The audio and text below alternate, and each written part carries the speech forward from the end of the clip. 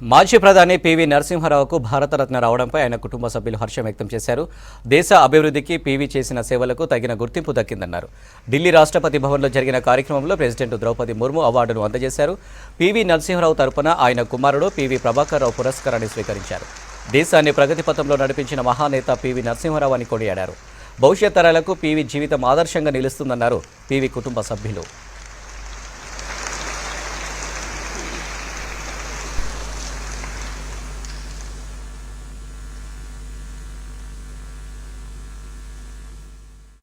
Social solving problem, the responsibility he took when the country was in different difficult situations, and we witnessed, and today it's become a reality that even after he passed away 20 years, his works, his contributions have been still recognized, and all the successive governments are following his economic policies.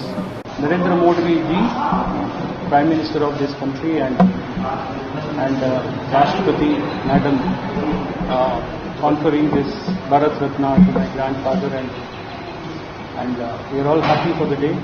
UPA 1, UPA 2లో Congress party అధికారంలో ఉన్న Congress party Bharat Ratna ఇచ్చాల్సిన ఆవశ్యకతను అవసరాన్ని కూడా గుర్తించకుండా మరి మంచి పనులన్నీ Congress party ఖాతాలో వేసి కాంగ్రెస్ పార్టీకి నష్టం జరిగిన పనులన్నీ పివి నరసింహారావు గారి ఖాతాలో వేసి అనేకమైన ఇబ్బందులు అవమానాలు గురి చేసిన ఘనత కూడా UPA 1, UPA 2 జరుగుతుంది.